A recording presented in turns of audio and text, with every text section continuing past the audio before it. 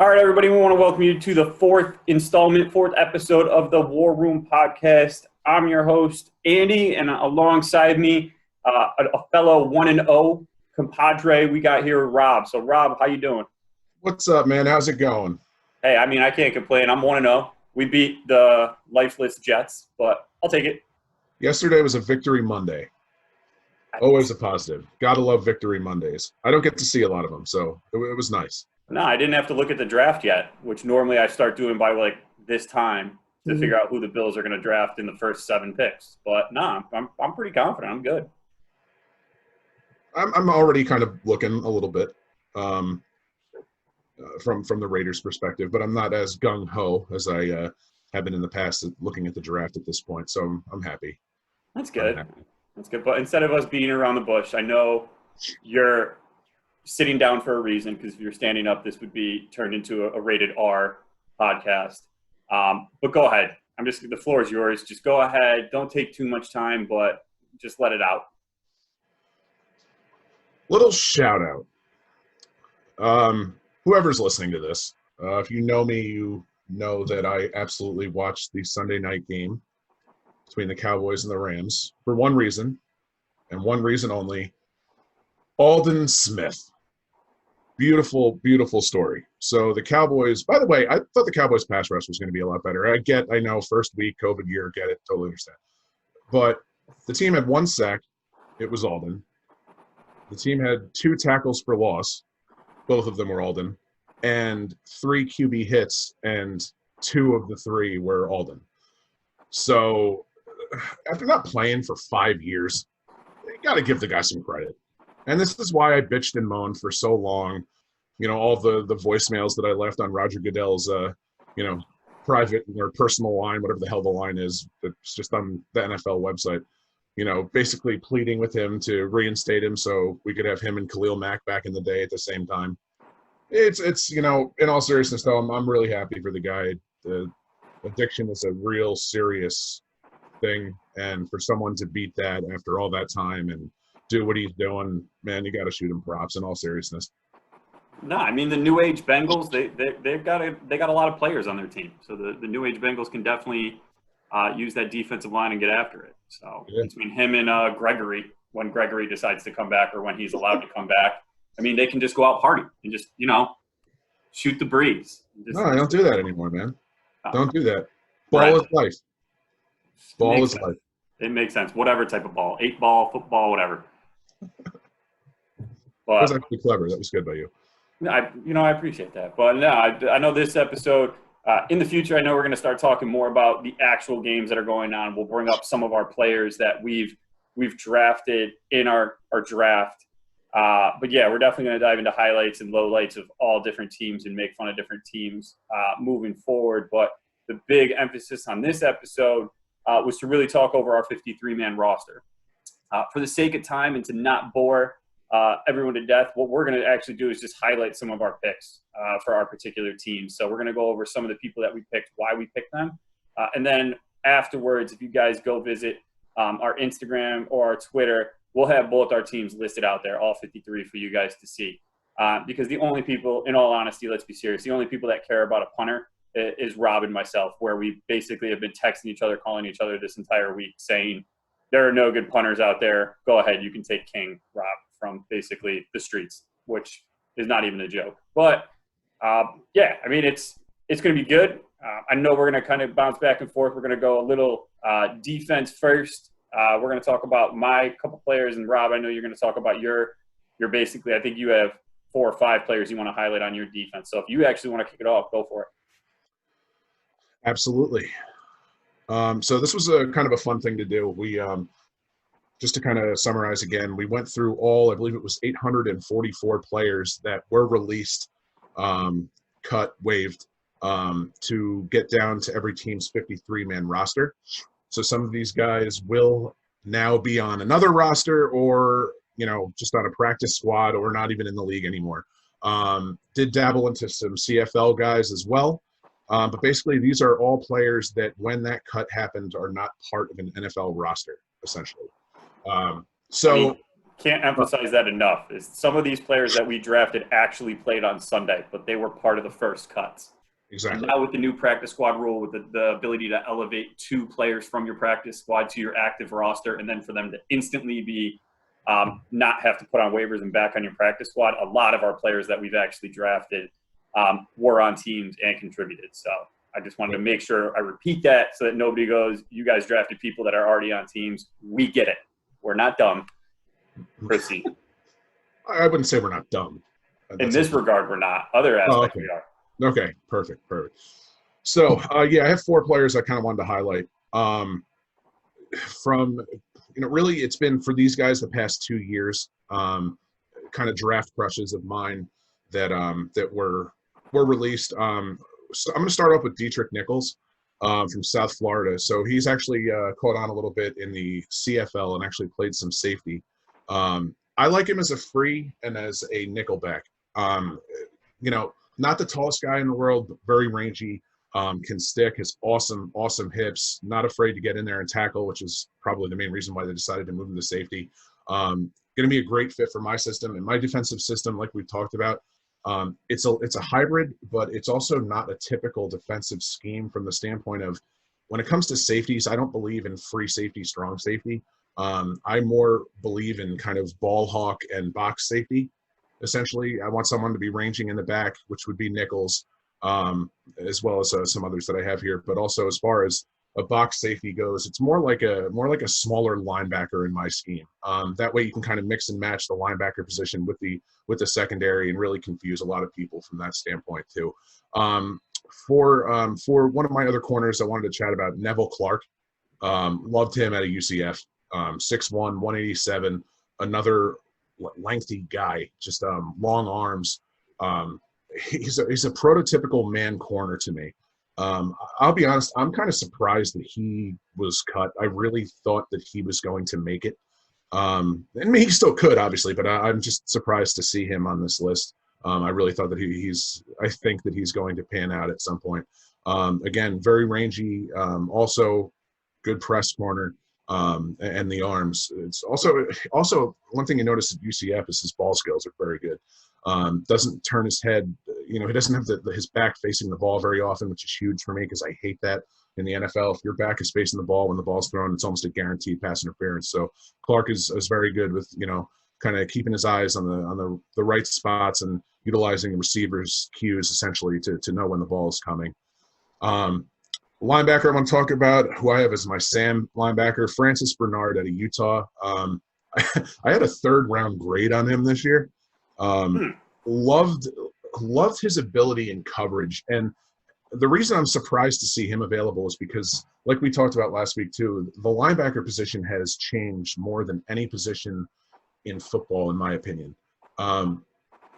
It's incredible how linebackers have to be able to cover now. If you can't cover, you essentially have maybe 2 purposes: goal line as well as having someone behind. If you have a defensive line that's not that great against the run, then having a thumper behind them can kind of help utilize the gaps. But other than that, man, you want your linebacker to be able to cover. And Francis Bernard was very good at that at Utah.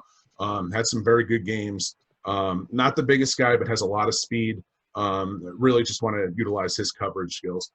And the last player I want to talk about on my defensive side one of my biggest draft crushes in a long time, Daylon Mack, Texas A&M. I think that I don't know that you can really find another player that if you watch their tape was more inconsistent. Like there were a few plays where Daylon Mack looked like a top 10 pick. And then there are other plays where, man, I just don't know what's going on with him, I'm going to utilize my coaching staff to kind of teach him up, talk him up. He actually played with Baltimore at one point, so he is familiar with the coaching staff. But really looking forward to utilizing him as a nose tackle, goal line situations, some first downs if we can improve his pass rush a little bit. 6'1", 340. Dude is just a massive human being. It's going to clog up the center and help get some single coverage on my defensive ends and edge rushers. Nice. And my 2 that I went with out of the people that I just want to talk about, I'm going with AJ Green, cornerback out of Oklahoma State. So AJ Green is exactly what I need in my defensive scheme. So since we're playing a zone type of defensive scheme, he's 6'1", and his arms are just ridiculous. I don't need him to be a lockdown corner in my scheme, simply because I'm not having to man up with anybody. He can float in space and kind of be that center fielder for us while playing outside, and I also believe he can play inside. Watching this film, I was very shocked that he didn't get drafted. He's got fluid hips, easy in and out. He is a little over-aggressive at times, but when you're a good corner in college, you can be. So that may have hurt him a little bit. But also the reason why it hurt him a little bit and he didn't make a team to start is he was on the Cleveland Browns. The Cleveland Browns, if you're not a name brand player or somebody that was a high draft pick, one, they won't trade for you, and two, they won't keep you, which is working out well for them since they got smoked by the Baltimore Ravens. But he's going to be one of the staples to my outside of my defense. The next one I wanted to talk about is somebody that I actually was looking at deeply, and I actually thought that he was going to be a late-round steal. Is Chris Orr. So Chris Orr was second team All Big Ten. He's a linebacker out of Wisconsin. Wisconsin is just they ooze linebackers, and he's not anything flashy. He's not anything going to jump off the page at you, and that's the reason why he didn't get drafted. He's just a solid football player, 6 foot, thick. He's one of those guys where I know it's kind of against what Rob and I talked about, where you kind of have to use the tweener or the hybrid, as people say, where your linebackers are fast and quick and whatnot, but he's just a football player. He's just instinctive. He's always around the ball. He's always flying around the field. And he's somebody that I figured that can sit in the middle of my defense as my middle linebacker. So that's my 2 defensive players that we want to talk about. If I want, I could jump in and crush 2 of my 4 offensive players because they're literally pros that everybody knows if you want. Well, seeing as we have a couple minutes here, one of the players I was upset that you took because I really wanted him was Lamar Jackson too. Yeah, buddy. So cornerback Lamar Jackson, obviously. Also a good fit for your scheme. He's another one, man. I had a very high grade on him too. Again, I use this word a lot, but rangy, man. He knows how to stick. He's a good corner. Good back pedal. Awareness was great. I definitely wanted him in our system for the standpoint of, again, ball skills and the fact that I cannot stand it. I cannot stand it or emphasize it enough how much I hate when a cornerback has no ball skills. When they have no idea when the ball is coming, I hate that. Jackson was awesome from that standpoint, so that was a good pick for you. No, I think if I had to look at my team, and like I said, I'm not going to give it away. I'll have people take a look at it. Cornerback is my by far strongest area in which I have on my squad. We have a little bit of mixture of veteran leadership. We have high draft pick that could have been a flame out, and then we also have speed and size and a mixture of everything. So we're basically pick your poison. Where if we play nickel and we don't need to play big nickel, we can blitz off that, and that's what we're looking for. So it's going to be good. I didn't get as good of a defensive line as what you got, Rob, but I mean we're 2 different schemes, so yeah, that's how it works. But for my offensive side of the ball, with my number 1 overall pick when Rob and I did this draft, I selected the quarterback, the Tampa Bay Bucks, Josh Rosen. Yes, it is a mess. Yes, when the Bills drafted Josh Allen, I was pissed and wanted Josh Rosen. Yes, Josh Rosen is having a terrible career, but I feel for the guy. He didn't do so bad in Arizona. He had no team around him and terrible coaching. Then they brought in a new quarterback, which you had to do. I get it. So they got rid of him. They put him down in Miami, and Miami was just – it's whoa. So he gets stuck there. And now it's funny that I picked him because when he got cut, I didn't know that he was going to Tampa Bay, but my head coach is Byron Leftwich. So it's basically like he's getting tied hand in hand along with it. So I still think he has all the tools and the talent in the world. And I'm not going to ask him to do much on my team, which then ties me into my second pick that I had. Hold on. Can you just be a decent human being and just give Rosen 2 years with the same offensive coordinator? Can you do that? Absolutely. That's the problem. Is everyone's breaking them off. 7 years in a row, he's had a different playbook. 7 years in a row. That is ridiculous. It's terrible, and that's the problem too. Is everyone's like, oh, he's a bust, he's a bust, he's a bust. It's like, Nobody could. I'm not going to sit here and say the guy's great. I'm really not. I did think he was going to have a better career than what he has, but at the same time, that's a legit excuse. oh, That is a man. legit excuse. I'm so Really. tired of people writing off quarterbacks when it's like, does everybody remember what happened with Alex Smith? Yeah. Alex Smith was getting written off. He's trash. He's garbage. He's atrocious. Alex Smith turned into a pretty damn good quarterback before he almost lost his life to an injury. Yep.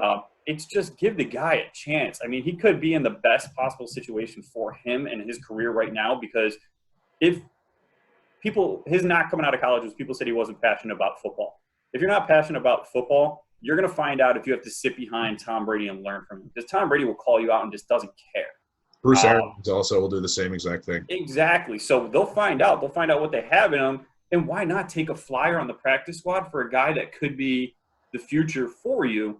Not saying that he is, but you never know. So he's going to be the future of my team. And behind him in the backfield of one of my running backs is just going to be Lamar Miller. I am just shocked that he's still out there. Don't pay running backs. Hashtag don't pay running backs. That's not the new NFL. The new NFL is hashtag pay running backs for some No, it's my belief. I'm sticking to my belief. The Buffalo Bills have 2 rookie running backs where combined they make like less than a week's paycheck that like Cook just got. It's insane. Yeah. It's insane. So Lamar Miller is going to be mine just because of I love his running style. He's quick and in the tackles. He doesn't try to go east-west. It's north-south, and he can receive out of the backfield. So those are 2 that I have. I could jump into my other 2, but those are more of my crushes, so I may talk a little bit longer about them if you want to hit I want to argue with this, actually. I want to argue with you on this one. So now with Lamar Miller, assuming you would pay him league minimum, why would you do that? Why would I do that? Yeah, why would you do that? With some of these other running backs that were in this, why him? Like my team is young at running back. Well, is not experienced at running back. So I would be putting him in the backfield as kind of just that veteran leadership, and also to make sure that Rosen doesn't completely fuck up. Well, I mean, I'm just looking at the running backs that are on this list, and like, I'm surprised you went that route. Like, especially you with how much you loved Scotty Phillips. Like, well, I can't go Scotty Phillips because you went Scotty Phillips. No, I get that, but you could have had him. I was nice in the draft, and the way in which it fell out is I first introduced Scotty Phillips to Rob. Rob appreciated Scotty Phillips and his style, and it's funny. I was going to text you. Scotty Phillips got called up to the Texans active roster last week. So I saw that. It's like this dude went from being not drafted to nothing to like people are like he's actually on the active roster. So yeah. He's a stud. If anybody hasn't seen that film yet, and I know, like I said, he's on Rob's team.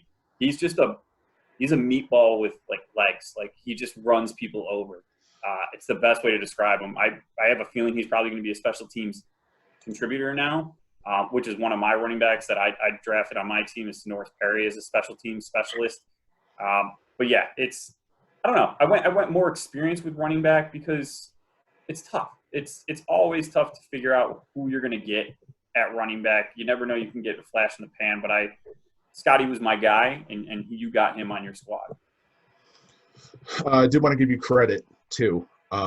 This is a first. Let me make sure I'm recording. No, I complimented you on Lamar Jackson just 10 minutes ago. Oh, thank you. You must be sleepy over there. You're not paying attention. I'm sorry, were you talking? No. Kalen Ballage is a major laughing stock on draft Twitter nowadays. I like that move because he can be utilized very differently. Understand his vision, little Trent Williams-esque, if you will. Little Richardson? Richardson, my bad. That's what I meant. I was going to say. I mean, basically, his vision was so bad that he changed his name to Williams. But you can use him out of the backfield for receiving purposes too. Man, I've even seen people call out to make him an H-back.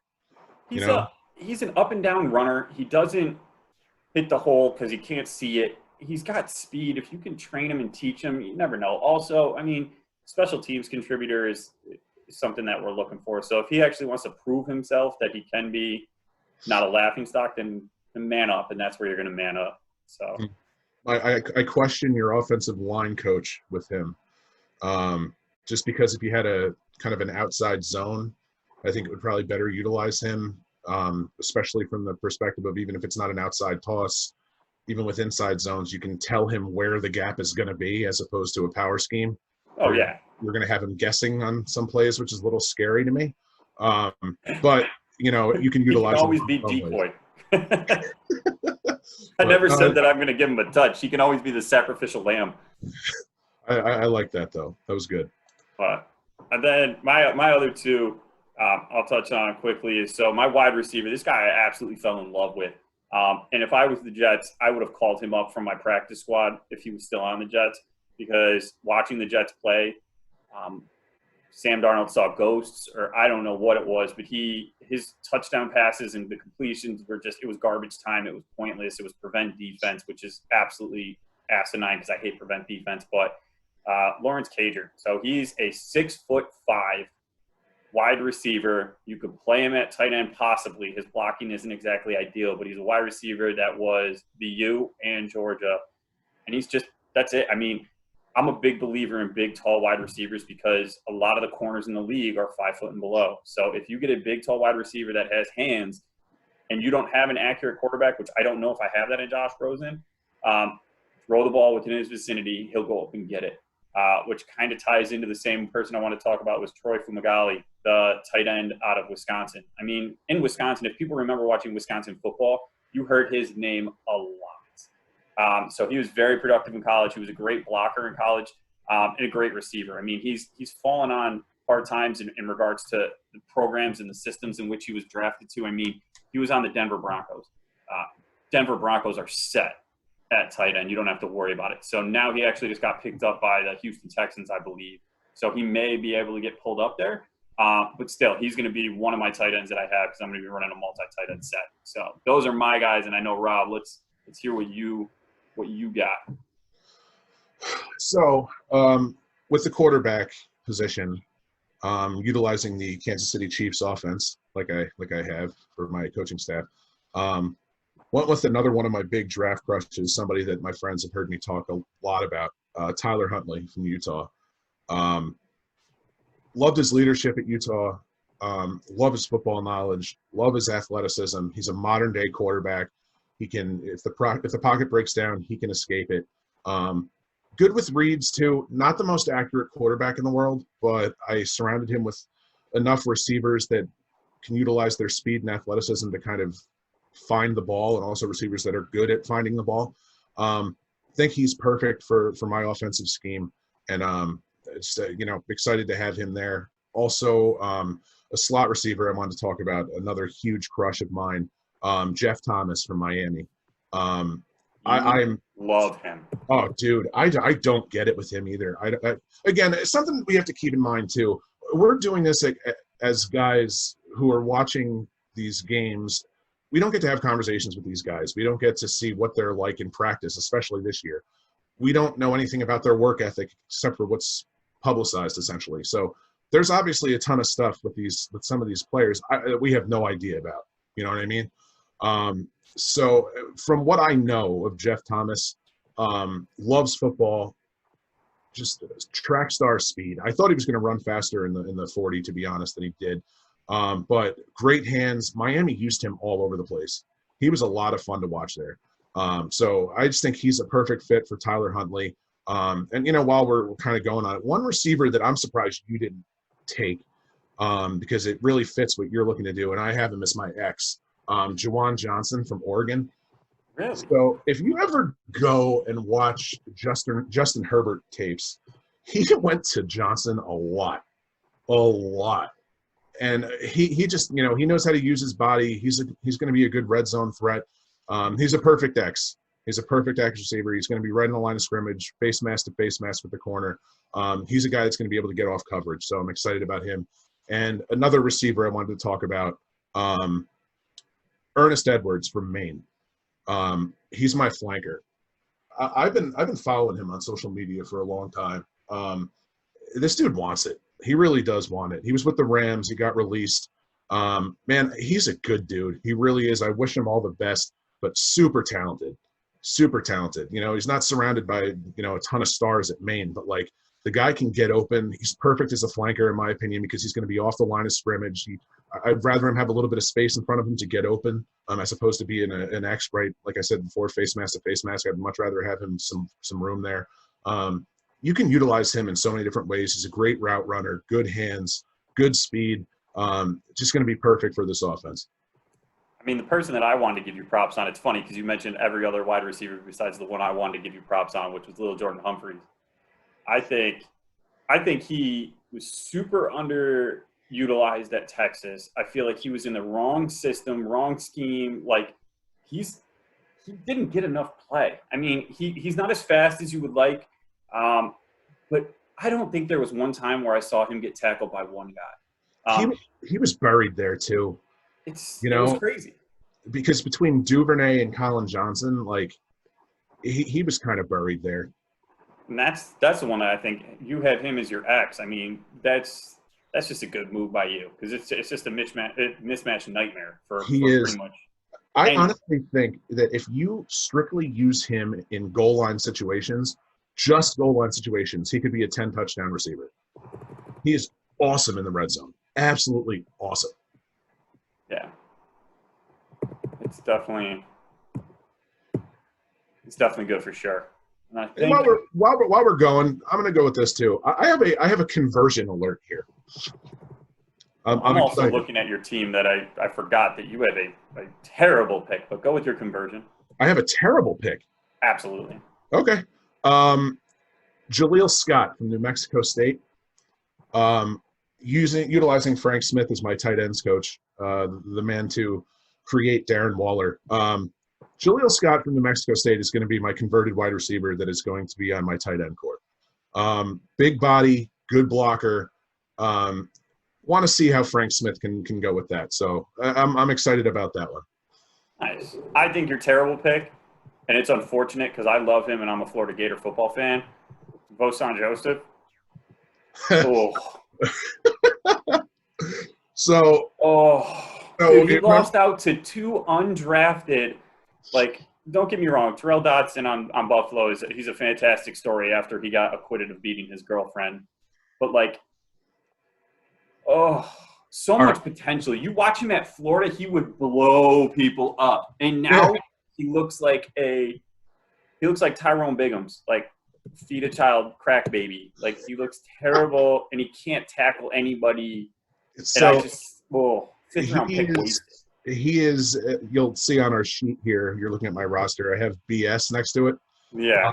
That's that box safety linebacker tweener I was talking about. I don't think he has the size to be a full-time linebacker, but I love his knowledge of the game. Like, watch some interviews of him back in Florida, and he just knows a lot about the game. So I kind of want to utilize him there too. With his, can't deny his athleticism. You can't. No. And this is my inner Al Davis talking a little bit because I have way too many athletic players that might not necessarily be the best football players. But I want to see him as more of a safety linebacker tweener. And also, I don't really want any advice from anyone that would draft Johnny Townsend as their punter and then say he's got beautiful flow. Have you seen his hair? He is horrible. I'm not talking about his hunting ability. I'm talking about his hair. Then what? So you drafted him for his hair? Our goal is to get signed by Head and Shoulders. So if I can get a Head and Shoulders stadium, done. Oh, stop. But yeah, I mean, also my entire wide receiving core is like 6 foot and above, minus one player. But no, I think this was a fun exercise. I know we'll probably touch on some of these players throughout the year because we're going to keep track on it. We're going to put this up on our social medias, like we said. For those of you that don't know, you can follow us on Twitter and Instagram at _WarRoom33. But yeah, this was definitely fun. Next week, it's going to be more Rob and I just basically yelling at each other. Hopefully, both of us still in a good mood. Buffalo Bills take on the Miami Dolphins, which Fitzmagic always scares me because he's one game away from getting another big contract like he always does. And I don't even know who the Raiders have. I'm not going to be in a good mood next week. Who is it? It's the Saints. Oh, you're fine. They didn't beat Tom Brady. I'm just not optimistic about that one, man. we need a pass rush to be able to get to Breeze, and I just don't see that happening. So I do not expect to be in a good mood next week. But anyway, thank you guys very much. Also, if you have any comments, questions, concerns, hit us up on YouTube down below. Give us some comments. But also follow us, subscribe, and I hope you enjoyed the show. Yeah, everybody, thanks. We'll catch you next week.